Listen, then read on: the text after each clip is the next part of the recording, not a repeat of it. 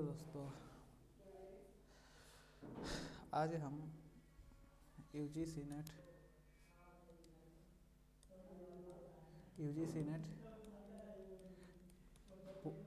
का syllabus political science के syllabus जो पॉलिटिकल साइंस के सिलेबस पे चर्चा करेंगे।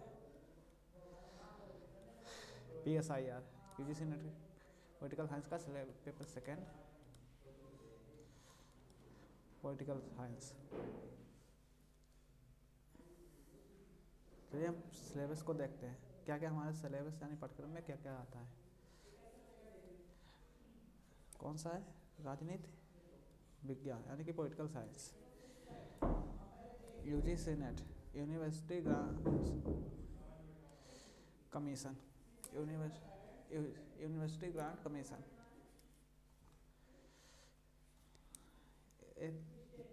10 इकाइयों में बटा है, यानी 10 यूनिट। कितने यूनिट है इसके? 10 यूनिट है।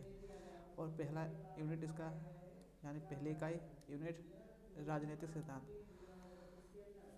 Political thought theory, political theory राजनीतिक सिद्धांत, यानी कि राजनीतिक सिद्धांत में क्या है?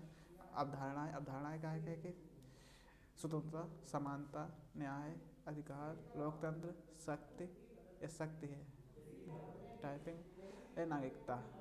नागरिकता यानी सिटीजनशिप। दूसरे इसमें है राजनीतिक परंपराओं में उदारवाद, अहमदाबाद, समाजवाद, मार्क्सवाद, नारीवाद, पारिस्थितिकीवाद और बहुसंस्कृतिवाद, उत्तराधुनिकतावाद। राजनीतिक परंपराओं में क्या क्या है? उदारवाद है, अहमदाबाद है, समाजवाद है, मार्क्सवाद है, नारीवाद है, पारिस्थितिकवाद है और बहुसंस्कृतिवाद है। उत्तराधुनिकतावाद है, पोस्ट मॉडर्नाइजेशन। फिर इकाई दूसरी यानी यूनिट सेकंड में क्या है? राजनीतिक विचारक, पॉलिटिकल थिंकर। ये कौन से हैं? वेस्टर्न थिंकर, पश्चिमी विचारक है वेस्टर्न थिंकर में कौन कौन से हैं? कन्फ्यूशियस है, प्लेटो, अरस्तो, Machiavelli, Hobbes, Locke, Rousseau, Hegel, Mary Wollstonecraft है, ठीक है। जॉन स्टुअर्ट मिल है, कार्ल मार्क्स है, ग्राम्शी है, हन्ना अरेंट है, फ्रांज फैनॉन है, माओ जेडोंग है, जॉन रॉल्स है। कितने गिन लीजिए? 1 2 3 4 5 6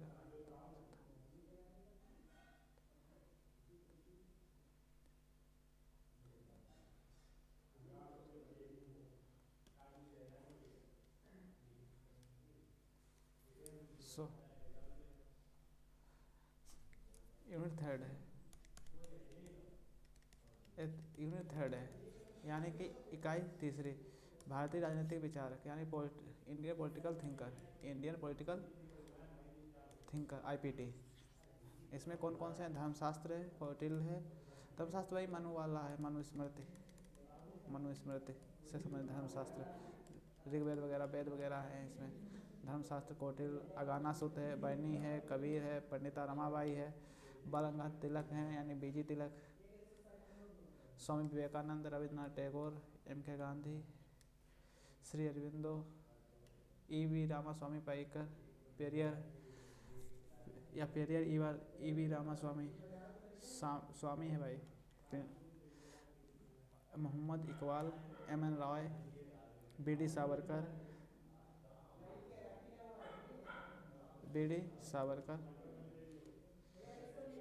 सावरकर और doctor BR Ambedkar, JL Nehru यानी पंडित जवाहरलाल नेहरू, राम मनोहर लोहिया, जयप्रकाश नारायण, पंडित दीनदयाल उपाध्याय। इसमें देखिए कितने हैं, एक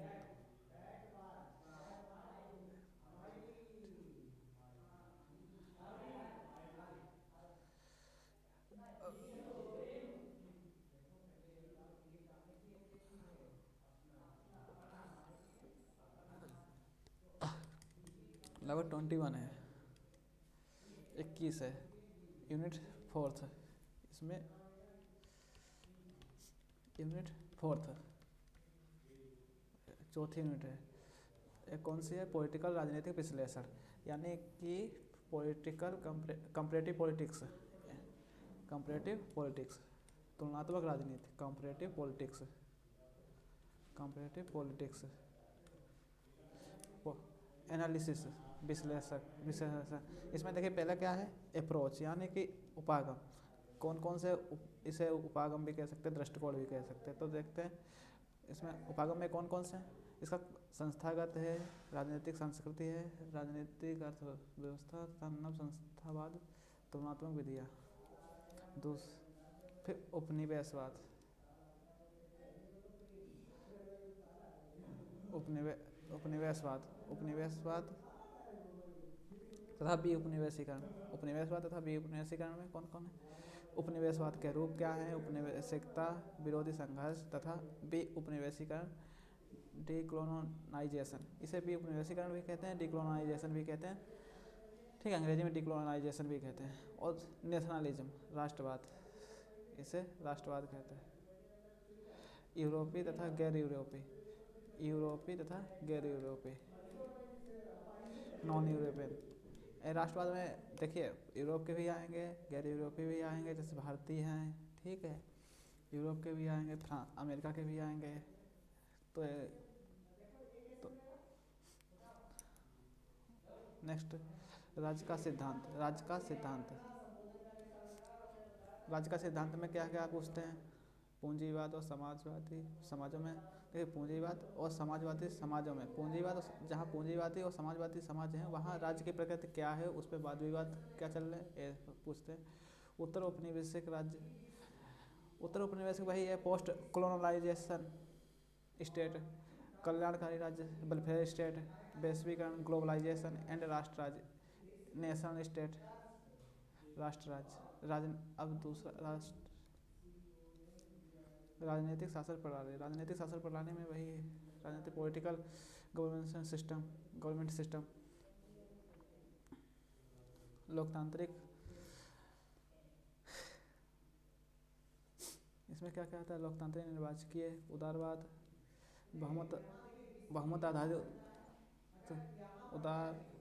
बहुमत आधारित सहभागी लोकतांत्रिक होता, तथा गैर लोकतांत्रिक का जहाँ नॉन डेमोक्रेटिक शासन प्रणालियाँ हैं। पैतृकवाद, जैसे पैतृकवाद है, नॉन डेमोक्रेटिक में कौन सी आती हैं, पैतृकवाद भी आती है, अधिकारी तंत्री भी आती है, प्राधिकारवाद भी आती है, सैन्य तानाशाही भी आती है, सर्वाधिकारवाद भी आती है, फांसीवाद भी आती है, संविधानवाद तथा संविधानवाद, कॉन्स्टिट्यूशन एंड कॉन्स्टिट्यूशनलिज्म। संविधान, इसमें देखिए संविधान के रूप पूछते हैं, संविधान की विधियाँ क्या हैं, या शासन की विधियाँ क्या हैं, न्यायिक स्वतंत्रता तथा उदारवादी संविधानवाद, आपातकालीन शक्तियाँ और संविधानवाद का संकट, लोकतांत्रिक संक्रमण तथा समेकन, लोकतंत्रीकरण में क्या जाता है, लोकतांत्रिक संक्रमण तथा समेकन। विकास, इसमें विकास में अल्प विकास, निर्भरता, आधुनिकीकरण, विश्व व्यवस्था सिद्धांत, विकास तथा लोकतंत्र। शक्ति की रचना है, इसमें शक्ति की रचना क्या है, शासक वर्ग है, शक्ति संपन्न, अभिजन वर्ग है, लोकतांत्रिक अभिजनवाद, कर्ता और प्रक्रियाएं, निर्वाचन पद्धतियाँ, कर्ता और प्रक्रिया में क्या क्या आएगा, निर्वाचन और पद्धतियाँ। देखिए निर्वाचन की पद्धतियाँ क्या क्या हैं, पद्धतियाँ यानी मेथड या तरीके जो भी है। राजनीतिक दल, पॉलिटिकल पार्टीज, दलीय प्रणाली, पार्टी सिस्टम, हित समूह, इंटरेस्ट ग्रुप, सामाजिक आंदोलन, सोशल मूवमेंट, नव सामाजिक आंदोलन, न्यू सोशलिस्टिक मूवमेंट, गैर सरकारी संगठन, एनजीओ यानी कि नॉन गवर्नमेंटल ऑर्गेनाइजेशन तथा नागरिक समाज।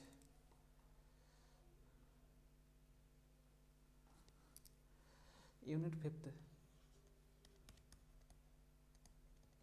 इकाई 5वीं 5 इंटरनेशनल रिलेशंस अंतर्राष्ट्रीय संबंध, इंटरनेशनल रिलेशंस अंतर्राष्ट्रीय संबंध, आईआर रिलेशंस, आईआर इसे आईआर कहते हैं, ठीक है। हाँ, अंतर्राष्ट्रीय संबंध के उपागम देखिए, जो international relations study of approaches क्या है इसके स्टडी के, अंतर्राष्ट्रीय संबंध के स्टडी के अप्रोच क्या है।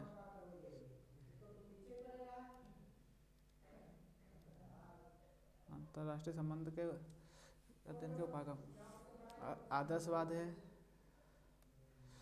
यथार्थवाद है, संरचनात्मकवाद है, मार्क्सवाद है, नवोदारवाद, नव यथार्थवाद, सामाजिक रचनावाद, आलोचनात्मक अंतर्राष्ट्रीय सिद्धांत, क्रिटिसिज्म, इंटरनेशनल रिलेशन, नारीवाद, फेमिनिज्म, उत्तराधुनिकतावाद, पोस्ट मॉडर्नाइजेशन, अवधारणाएं, कॉन्सेप्चुअल, इसे कॉन्सेप्ट्स क्या हैं, स्टेट, राज्य प्रणाली, स्टेट सिस्टम तथा गैर राजकीयकर्ता, शक्ति, संप्रभुता, सुरक्षा, परंपरागत और गैर परंपरागत, ट्रेडिशनल एंड नॉन ट्रेडिशनल, संघर्ष तथा शांति, कॉन्फ्लिक्ट एंड सॉल्यूशन, युद्ध की बदलती हुई प्रकृति, जो आज के वार की बदलती हुई प्रकृति है वो कैसी है, सामूहिक विनाशकारी हथियार जो परमाणु हथियार और न्यूक्लियर वेपन है उनका निर्माण का निवारण क्या है, शांति मतलब जो संघर्ष वगैरह है इसका निवारण क्या है, संघर्ष विनियोजन, संघर्ष का कैसे विनियोजन किया जा सकता है, संघर्ष रूपांतरण, इसका कैसे रूप, कौन कौन से रूप हो सकते हैं, संयुक्त राष्ट्र, अब इसमें देखिए क्या है, संयुक्त राष्ट्र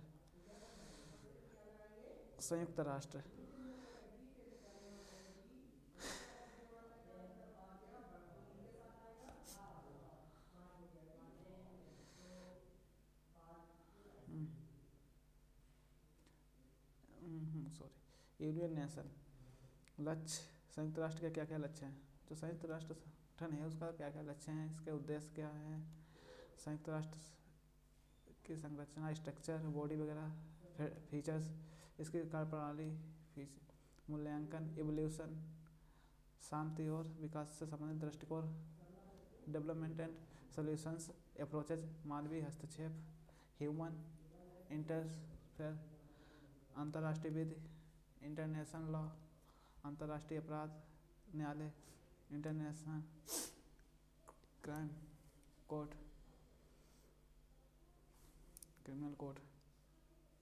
क्रिमिनल कोर्ट, अंतर्राष्ट्रीय संबंध की राजनीतिक अर्थव्यवस्था, इसकी इकोनॉमी कैसी है, कौन कौन से वैश्वीकरण के आधार पर मापन होता है, वैश्विक अभिशासन तथा ब्रेटन वुड प्रणाली सिस्टम, उत्तर दक्षिण संवाद, विश्व व्यापार संगठन, WTO, world trade organisation, G20 देश वगैरह, उनकी क्या नीतियाँ वगैरह रहती हैं, तो कौन कौन देश हैं इसमें, उनके क्या उद्देश्य है, क्या पर्पज है, सभी है। ब्रिक्स में कौन कौन देश हैं और इनके क्या पर्पज है और किस कारण ये बनाया गया है सभी। क्षेत्रीय संगठन,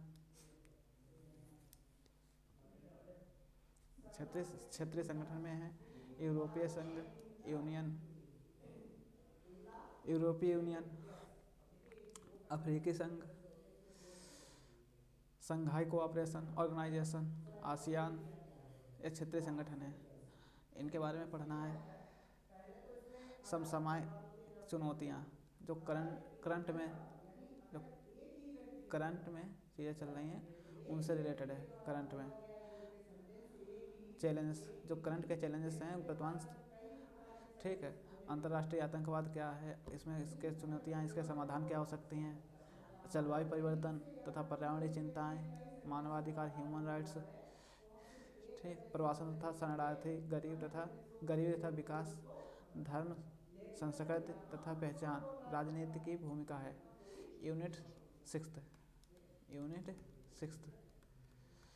इकाई 6 भारत की विदेश नीति। Foreign policy of India, Bharat की विदेश नीति पर दृष्टिकोण, अप्रोच।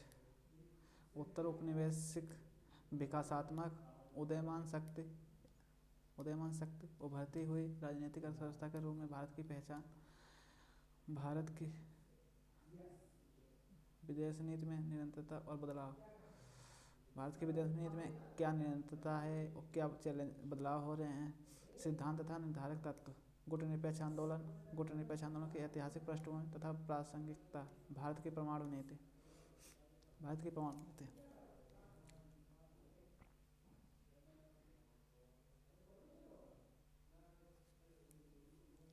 प्रमुख शक्तियों के साथ भारत के संबंध। कुछ मेजर पावर्स हैं, उनके साथ भारत के कैसे रिलेशंस हैं, इंडिया के रिलेशंस कैसे हैं मेजर पावर के, जैसे संयुक्त राज्य अमेरिका है, यूएसए है, सोवियत यूनियन यानी रूस है, people's republic of China, China के साथ कैसा संबंध, चाइना, अमेरिका और रूस के साथ इसके कैसे मेजर पावर हैं, रूस, चाइना, इसके साथ इंडिया के कैसे रिलेशन है, किस तरह से इन्हें देखा जाता है और कैसे हैं। तो ये सब ये भारत की विदेश नीति के संदर्भ में। फिर बहुध्रुवीय दुनिया के साथ भारत का संबंध। बहुध्रुवीय दुनिया, मल्टी ग्लोबलाइजेशन, मल्टीपर्पज ग्लोबलाइजेशन, तो यूरोपीय संघ के साथ भारत के संबंध। यूरोपीय संघ यानी यूनियन यूरोपीय यूनियन के साथ जो भी संबंध, इसके रिलेशन से। ब्रिक्स है, आसियान है, अभी देखिए ब्रिक्स पढ़ रहे थे, ये भी इसी में आता है। बहुत भी आसियान है, संघाई है, कोऑपरेशन ऑर्गेनाइजेशन, अफ्रीकी संघ, दक्षिणी अफ्रीकी विकास समुदाय, गल्फ कोऑपरेशन काउंसिल। और इसके पड़ोसी देशों के साथ क्या संबंध। अब देखिए पड़ोसी देशों के साथ जो इसके संबंध है उसके बारे में देखते हैं। पड़ोसी देशों के साथ इसके क्या संबंध है, इसके बारे में पढ़ना है। सार्क है, पड़ोसी देश कौन, सार्क है, गुजरात सिद्धांत है, लुक ईस्ट यानी कि लुक ईस्ट या एक्ट ईस्ट। अभी पूर्व की ओर देखो नीति और प्रधानमंत्री नरेंद्र मोदी शासनकाल में वर्तमान सरकार के अनुसार ये पूर्व की ओर कार्य करो की नीति है। लुक वेस्ट, पश्चिम की ओर देखो, ये नीतियाँ हैं। उसके बाद आगे है अंतर्राष्ट्रीय शासन व्यवस्था। अंतर्राष्ट्रीय शासन व्यवस्था में भारत की प्रक्रामण कार्य नीति। अंतर्राष्ट्रीय शासन व्यवस्था में भारत की प्रक्रामण नीति। संयुक्त राष्ट्र, विश्व व्यापार संगठन, अंतर्राष्ट्रीय मुद्रा कोष, जलवायु परिवर्तन पर अंतर सरकारी पैनल, समसामयिक चुनौतियाँ। अब समसामयिक चुनौतियाँ वहीं आ गई हैं, देखिए जो अभी पढ़ रहे थे। करंट में जो चैलेंजेस हैं वर्तमान में, चैलेंजेस समुद्री सुरक्षा से संबंधित है, ऊर्जा सुरक्षा से संबंधित है, पर्यावरणीय सुरक्षा क्या है, प्रवासन क्या था, शरणार्थी, जल संसाधन, अंतर्राष्ट्रीय आतंकवाद, साइबर सुरक्षा।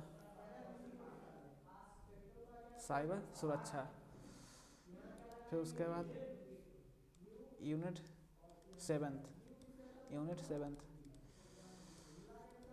ये 7वीं यूनिट है। भारत में राजनीतिक संस्थाएं, ये जो इंडिया में पॉलिटिकल इंस्टीट्यूशंस हैं उनके बारे में, जैसे संविधान है, कॉन्स्टिट्यूशन के बारे में यहाँ है। कॉन्स्टिट्यूशन तो चलिए देखते हैं भारतीय संविधान का निर्माण वगैरह। संविधान निर्माण कैसे हुआ,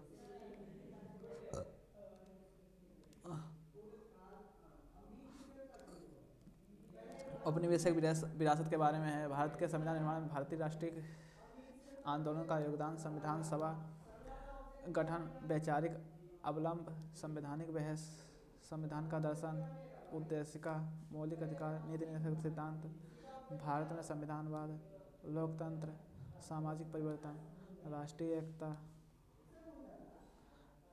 भारत में संविधानवाद के संबंध में लोकतंत्र क्या है, सामाजिक परिवर्तन क्या है, राष्ट्रीय एकता से नियंत्रण और संतुलन, मौलिक संरचना पर बहस, संविधान में संशोधन वगैरह, अमेंडमेंट वगैरह। तो केंद्रीय कार्यपालिका, सेंट्रल एग्जीक्यूटिव, जिसमें राष्ट्रपति, प्रधानमंत्री और मंत्रिपरिषद आते हैं। संसद की संरचना, इसकी भूमिका क्या है, इसकी कार्य पद्धति क्या है, संसदीय समितियों के क्या कार्य होते हैं, संसदीय समितियाँ कैसे बनाई जाती हैं, इनके बारे में। और कौन कौन सी संसदीय समितियाँ। न्यायपालिका आ गया। न्यायपालिका में उच्चतम न्यायालय, उच्च न्यायालय, न्यायिक समीक्षा, न्यायिक सक्रियतावाद, न्यायिक सुधार। फिर आगे राज्यों में कार्यपालिका तथा विधानमंडल। राज्यपाल, मुख्यमंत्री, राज्य विधानमंडल। भारत में संघवाद।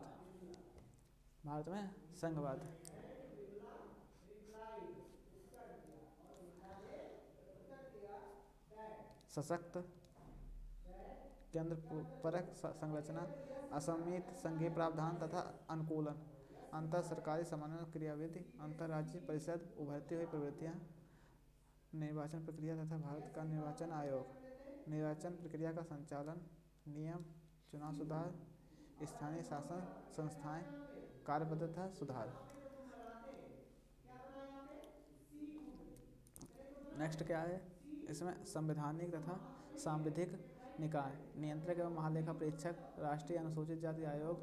ये संवैधानिक निकाय हैं। संवैधानिक निकाय में कौन कौन से आते हैं, नियंत्रक एवं महालेखा परीक्षक, राष्ट्रीय अनुसूचित जाति आयोग, NCST,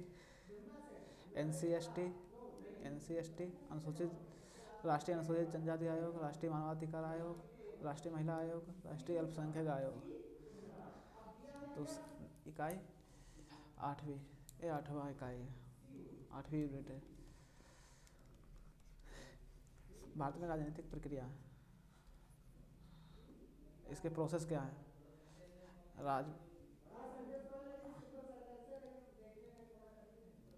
अर्थव्यवस्था तथा विकास, भारतीय राज्य की प्रकृति, विकास योजना मॉडल, नव आर्थिक नीति, वृद्धि तथा मानव विकास, वैश्वीकरण की प्रक्रिया, सामाजिक तथा आर्थिक निहितार्थ, पहचान की राजनीति, धर्म, जनजाति,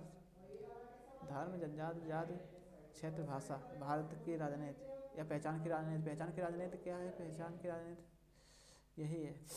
इसमें धर्म के आधार पे, जनजाति के, जाति, क्षेत्र, भाषा, ठीक, इसके आधार पर सामाजिक आंदोलन, दलित आंदोलन, जनजाति आंदोलन, महिला आंदोलन, किसान आंदोलन, श्रमिक आंदोलन, यह सभी आंदोलन है इसमें। ये सभी सामाजिक आंदोलन है। नागरिक समाज के समूह, गैर दलीय सामाजिक मंच, गैर सरकारी संगठन, वही NGO हैं। अब फिर दोबारा रिपीट हो रहा है सिलेबस, कई जगह रिपीट होता दिखेगा आपको, और देखिएगा बहुत ज़्यादा रिपीट हो रहा होगा। सामाजिक अभियान, भारतीय राजनीति में भारतीय राजनीति का क्षेत्रीकरण, भारतीय राज्यों का पुनर्गठन, राजनीतिक तथा आर्थिक इकाई के रूप में राज्य, उपराज्य क्षेत्र, क्षेत्रीय विषमता, नए राज्यों के लिए मांग, भारत में जेंडर और राजनीति, समानता तथा प्रतिनिधित्व से जुड़े मुद्दे, राजनीतिक दलों की विचारधारा तथा सामाजिक आधार, राजनीतिक दलों की विचारधारा सामाजिक आधार से राष्ट्रीय दल, राज्य स्तरीय दल, चुनावी राजनीति, सहभागिता, चुनावी प्रतिनिधित्व व उभरती प्रवृत्तियाँ, यह सभी चुनावी राजनीति है। इकाई 9वीं है। यूनिट इकाई लोक प्रशासन, ठीक है। लोक प्रशासन के बारे में का अर्थ क्या है, इसका विकास, और लोक तथा निजी प्रशासन उपागम क्या है, प्रणाली, सिद्धांत, निर्णय निर्माण, पारिस्थितिकी उपागम।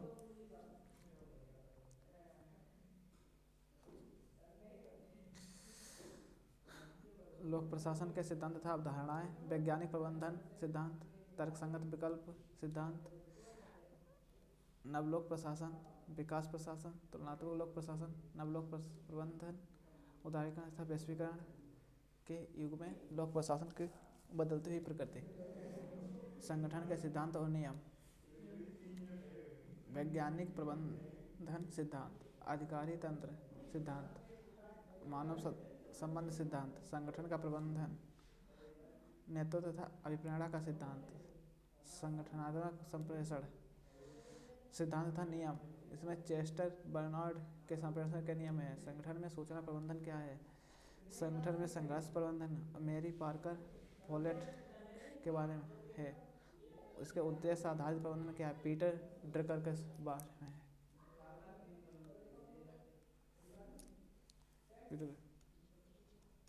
यूनिट 10 10वीं यूनिट है। भारत में शासन विधि तथा लोकनीति, शासन सुशासन तथा लोकतंत्रीय शासन, राज्य की भूमिका, नागरिक समाज तथा व्यक्ति। इसमें उत्तरदायित्व तथा नियंत्रण, नियंत्रण और संतुलन के लिए स्थानीय तंत्र, कार्यपालिका पर विधायिका का नियंत्रण। इसमें कार्यपालिका पर विधायिका एक्ट का नियंत्रण, प्रशासनिक तथा बजटीय नियंत्रण, संसदीय समितियां के माध्यम से नियंत्रण, विधायिका और कार्यपालिका पर न्यायिक नियंत्रण, प्रशासनिक संस्कृति, भ्रष्टाचार और प्रशासनिक सुधार।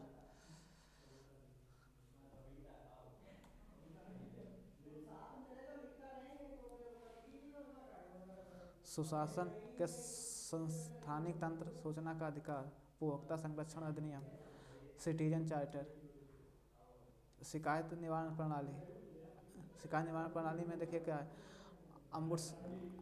एम्बुड्समैन है या अम्बुड्समन इसे कहते हैं, लोकपाल, लोकायुक्त, ग्रास रूट यानी जमीनी स्तर शासन, स्थानीय स्तर या जमीनी स्तर, स्थानीय स्तर इसे भी कहते हैं, स्थानीय स्तर भी कहते हैं, इसे ग्रास रूट भी कहते हैं। जमीनी स्तर या स्थानीय स्तर में पंचायती राज संस्थाएं तथा उनकी कार्य पद्धति क्या है? योजना तथा विकास, विकेंद्रीकृत योजना, विकास के लिए योजना, सतत विकास, ई गवर्नेंस, NITI आयोग, सामाजिक आर्थिक विकास के उपकरण के रूप में लोकनीति, आवास, स्वास्थ्य, पेयजल, खाद्य सुरक्षा, MNIRP, EGA खाद्य सुरक्षा है। उसके बाद NHR EMIT के विशेष संदर्भ में लोक नीतियाँ कौन सी बनाई जाती हैं, कौन सी नहीं है? ये आवास वगैरह, शुद्ध पेयजल वगैरह, खाद्य सुरक्षा वगैरह है। MNRIGA NHRM, ठीक, national health regulation management system, IT वगैरह, ITE के विशेष संदर्भ में लोक नीतियाँ वगैरह जो भी बनाई जा रही हैं। फिर लोक नीति की निगरानी और मूल्यांकन, शासन विधि को उत्तरदायी बनाने की क्रिया विधि, जन सुनवाई ऑडिट वगैरह होती है जब उसके तहत होती है। सभी 10 यूनिटें थे और 10 का यूनिटों का अलग अलग सिलेबस और देखिएगा आप सभी को इसमें यूनिट में जो नेट का है 10 यूनिट में ये सभी एक दूसरे से जुड़ी हुई हैं, एक दूसरे से कहीं ना कहीं ऐसे चलती हुई दिखते हैं चक्र में, ऐसे एक दूसरे पर डिपेंड है, इस पे डिपेंड है, इस पे डिपेंड है, इस पे डिपेंड, ये सभी यूनिटें एक दूसरे से जुड़ी हुई है। देखिए फॉरेन IR है जो अंतर्राष्ट्रीय संबंध है और फॉरेन पॉलिसी एक में पढ़ना ही है। जो विचारधारा पॉलिटिकल थ्योरी पॉलिटिकल थॉट और इंडियन पॉलिटिकल थिंकर वगैरह हैं और वेस्टर्न थिंकर हैं, इंडियन पॉलिटिकल थिंकर और वेस्टर्न थिंकर, ये सब आपको ये तीनों यूनिट आपको साथ में पढ़ने पड़ेंगे।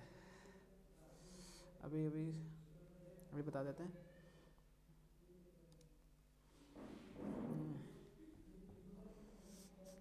भारत शासन प्रणाली, लोक नीति तथा कॉन्स्टिट्यूशन तो आपको एक में ही पढ़ना है, पूरा कॉन्स्टिट्यूशन 10 यूनिट है, लेकिन 10 यूनिट नहीं है, आप मान के चलिए आपका कॉन्स्टिट्यूशन की जो कॉन्स्टिट्यूशन है, कॉन्स्टिट्यूशन संविधान, इसमें लोक नीति वगैरह है, सब है, पब्लिक एडमिनिस्ट्रेशन वगैरह नहीं है, और कॉन्स्टिट्यूशन राज्य व्यवस्था वगैरह है, पॉलिटी राज्य व्यवस्था है, संसद वगैरह है, सब ये तीनों पढ़नी है। दूसरा है IR वाला, इसमें देखिए 3 आपके यूनिट बन रही होंगी, 1 2 3 अभी बता। फिर IR, इसमें फॉरेन पॉलिसी, IR और फॉरेन पॉलिसी एक में ही पढ़नी पड़ेगी, एक 2 यूनिट एक में आ गई, कितना पढ़ा एक। उसके बाद थिंकर वगैरह, थिंकर, वेस्टर्न थिंकर और इंडियन थिंकर, ये दोनों एक में पढ़ने हैं, ठीक है। उसके बाद में और थ्योरी जो है, सिद्धांत हैं, वो सिद्धांत भी इनके साथ ही पढ़ने हैं, तो तीनों यूनिट इसमें भी आ जाएंगे। तो 3 3 6 2 8, 2 यूनिट बचते हैं इसमें। वो 2 यूनिट कौन कौन से, आप देखिए, यहाँ देखिए, ये भारत में शासन विधि तथा लोक नीति, पब्लिक एडमिनिस्ट्रेशन वगैरह है जो, तो इसका ए वाला, और public administration, constitution, public administration और राजनीतिक प्रक्रिया, इंडिया पॉलिटिकल प्रोसीजर, भारत में राजनीतिक संस्थाएं, इंस्टीट्यूशन वगैरह, ये भी कॉन्स्टिट्यूशन में है। देखिए, एक 2 3 4, ये 4 यूनिट एक में पढ़नी है। एक किस में मिलेंगे आपको, कॉन्स्टिट्यूशन यानी राज्य व्यवस्था, संविधान। कॉन्स्टिट्यूशन में 4 यूनिट हैं, ठीक है, 4 यूनिट है, हो गए। अब बची कौन सी, देखिए, फॉरेन पॉलिसी, भारत की विदेश नीति है, और दूसरी IR है, इंटरनेशनल रिलेशंस। 2 इसमें आ गई हैं, ठीक है, 4 और 2 6 हो गए हैं। अब कितनी बची हैं, 4 बची हैं। कंपैरेटिव पॉलिटिक्स, अब कंपैरेटिव पॉलिटिक्स जब आप इसे सब पढ़ेंगे, तब इतना पढ़ने के बाद में लास्ट में इसे पढ़ना पड़ेगा आपको। जब सब पढ़ लें, सबसे लास्ट के लिए इसे रखें, ये सबका निचोड़ है, इसमें सभी का एक दूसरे से कंपेरिजन किया जाता है, ठीक है, तो इसे लास्ट में रखें। ए यूनिट सबसे अलग रहेगी। अब कितने हो गए, अब 3 बची हैं, क्योंकि 6 हो गई थी, 1 हो गई है, 3 हो गए हैं, 9 हो गए हैं, बची गई राजनीतिक, भारतीय राजनीतिक विचारक और राजनीतिक विचारक, यानी ये पश्चिमी है, वो भारतीय है, और ये राजनीतिक सिद्धांत है। इन तीनों का एक दूसरे पे डिपेंड है सभी, ठीक है। और जहाँ फॉरेन पॉलिसी और IR देखेंगे, वो भी यथार्थवाद और उदारवाद, आदर्शवाद से ही कहीं ना कहीं जुड़ा हुआ है, उससे भी देखेंगे तो ये सभी एक ना एक दूसरे से जुड़े हुए ही हैं। और लास्ट में तुलनात्मक राजनीति को लास्ट में ही पढ़ना है, ना कि इससे पहले पढ़ना है, क्योंकि ये सब चीज़ें इसमें देखो, ये सबका सार है। इसमें किसी ना, देखिए, यूरोपीय तथा गैर यूरोपीय, एक इसमें पढ़ना पड़ेगा आपको, इसमें आपको IR में भी पढ़ना पड़ेगा यूरोपीय, और उसमें पढ़ना पड़ेगा फॉरेन पॉलिसी में पढ़ेंगे, तब भी पूंजीवाद, समाजवाद, ये देखिए आप थिंकर थ्योरी में भी पढ़ेंगे, और इसे IR उसमें पढ़ेंगे, वेलफेयर स्टेट कॉन्स्टिट्यूशन में पढ़ेंगे, ग्लोबलाइजेशन वगैरह IR में पढ़ेंगे, राष्ट्र राज्य ये भी ग्लोबलाइजेशन, और डेमोक्रेटिक ये भी कॉन्स्टिट्यूशन का सिस्टम है। देखिए, राजनीतिक प्रणाली, political system, political government system है, संविधान था, संविधानवाद, कॉन्स्टिट्यूशन में कॉन्स्टिट्यूशनलिज्म, कॉन्स्टिट्यूशन के रूप,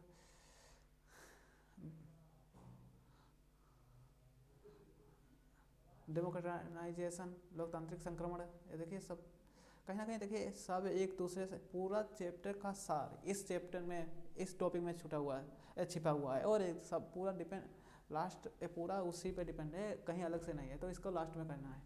और इसे पहले आप इसे पढ़ेंगे, उसके बाद इन दोनों को पढ़ेंगे, तो आप समझ में जाएंगे कौन सा किस पे डिपेंड है, तो आप बाद में नहीं पढ़ना पड़ेगा, क्योंकि इसमें भी कहीं ना उदारवाद, आदर्शवाद, यथार्थवाद सब आ जाएगा। तो और कौन सा उदारवाद से थिंकर जुड़े हुए हैं, कौन से आदर्शवाद से जुड़े हुए हैं, फिर इसमें भी आप डिवाइडेशन कर लेंगे, तब आपको और समझ में आ जाएगा। तो उसको वेस्टर्न थिंकर और पॉलिटिकल थिंकर आपस में मिला करके पढ़ेंगे। तो इतना जितना बड़ा बर्डन लग रहा है सिलेबस, उतना बर्डन है नहीं, बस मान के चलिए इसे 3 भागों में करना है। 3 भाग में करना है, एक IR करना है, एक कॉन्स्टिट्यूशन करना है, और दूसरा थिंकर में करना, और चौथा वो तो चौथा वाला जो लास्ट वाला है, उसे हम कहेंगे, वो तो सबका सार है, उससे कंपेरिजन में लाएंगे। तो कंपेरिजन का मतलब है, जब सब पढ़ लेंगे तभी तो हम कंपेरिजन कर पाएंगे, तो इसके लिए हमें बाद में ही इसे पढ़ना पड़ेगा, तो इसे बाद में पढ़ते हैं, कंपैरेटिव पॉलिटिक्स को।